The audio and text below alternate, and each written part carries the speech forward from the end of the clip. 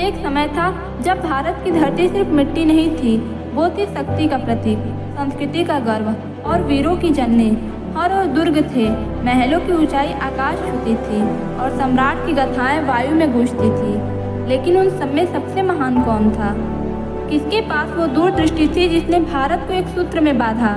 किसने न्याय के साथ राज किया, धर्म को अपनाया और लोगों को दिल से जीता? आज मैं आपको एक यात्रा पर लेकर चलूंगी, भारत के इतिहास की एक ऐसी कहानी में जहां आप खुद फैसला करेंगे कि भारत में सबसे महान सम्राट कौन था।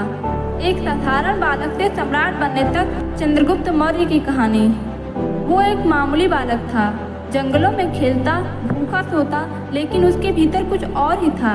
आंखों में एक सपना था, भारत को एक करने का सपना। एक दिन उसके जीवन में आया चाणक्य, बुद्धि का धनी। चाणक्य ने देखा उस लड़के में आग और उसे बना दिया भारत के इतिहास का पहला सम्राट, चंद्रगुप्त मौर्य। सिकंदर की सेनाएं कांप उठी जब चंद्रगुप्त ने उन्हें चुनौती दी। मगध, पंजाब, सिंध सब कुछ एक एक कर इस युवा सम्राट के अधीन आया। चंद्रगुप्त सिर्फ विजेता नहीं था, वो एक राजा था। वो जानता था कैसे राज किया जाता है। और फिर जब सब कुछ उसके पास था, सत्ता, वैभव, सम्मान, तब उसने सब छोड़ दिया। जैन धर्म की शरण में चला गया। कहता था अब आत्मा की जीत जरूरी है। क्या यह महानता नहीं है? युद्ध से शांति की ओर सम्राट अशोक की कथा। उसके सिर पर मौर्य साम्राज्य का मुकुट था। वो था अशोक, बलवान था, क्रूर था। और फिर आया कलिंग का युद्ध, लाशों के ढेर, खून की नदियां और फिर वो पल जब अशोक की आत्मा कांप उठी। क्या यही विजय है? उस दिन उसने तलवार फेंक दी और उठाया धम्म का रास्ता। अशोक ने न सिर्फ भारत में बल्कि श्रीलंका, नेपाल और अफगानिस्तान तक बौद्ध धर्म को फैलाया। उसने एक सम्राट को महामानव बना दिया जो प्रजा के लिए जीता था। सच पूछिए तो उस दिन इतिहास ने सिर झुका दिया और कहा, ये है असली महानता। विजेता, विद्वान और वीर, समुद्रगुप्त की कहानी। अब हम मिलते हैं भारत के नेपोलियन से, समुद्रगुप्त। कितनी ही लड़ाइयाँ जीती बिना एक भी बड़ी हार के। लेकिन उसका साम्राज्य सिर्फ तलवार से नहीं, ज्ञान और संगीत से भी गूंजता था। वीणा बजाते सम्राट को आपने सुना है? हाँ, वो समुद्रगुप्त था, जो युद्ध के मैदान में भी शायर था। उसके सिक्कों पर वीणा और उसका नाम सारस्वत सम्राट। क्या आप कल्पना कर सकते हैं? इतना शक्तिशाली और इतना विनम्र। न्याय का राजा सम्राट विक्रमादित्य।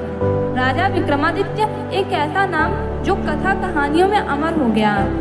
सिंहासन बत्तीसी की कहानी आपने सुनी होगी, वो सारी उसी के न्याय की कहानियां हैं। उसके दरबार में बैठते थे नवरत्न, कालिदास, वराह मिहिर जैसे विद्वान। वो सम्राट था, लेकिन उसका दरबार एक विद्यालय था।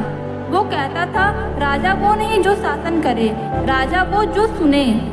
और वो सुनता था गरीब की, ब्राह्मण की, किसान की, सबकी आवाज़। आज के ज़माने में ऐसा राजा मिले तो शायद देश ही बदल जाए। एकता का सूत्र, अकबर महान। एक बालक जिसने अपने पिता की मृत्यु के बाद सिंहासन संभाला।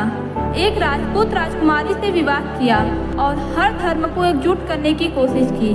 वो था अकबर। उसने दिन-ए-इलाही बनवाई, जो सिर्फ धर्म नहीं, एक सोच थी, इंसानियत की सोच। बिरबल, तानसेन, अबुल फजल जैसे लोग उसके दरबार में थे और हिंदू मुस्लिम एक साथ बैठते थे। अकबर कहता था, राजा का धर्म उसकी प्रजा की सेवा है। एक मुसलमान बादशाह जो हिंदू मंदिरों का सम्मान करता था, क्या यह सहिष्णुता, यह दृष्टिकोण उसे महान नहीं बनाता? स्वराज की पुकार, छत्रपति शिवाजी महाराज।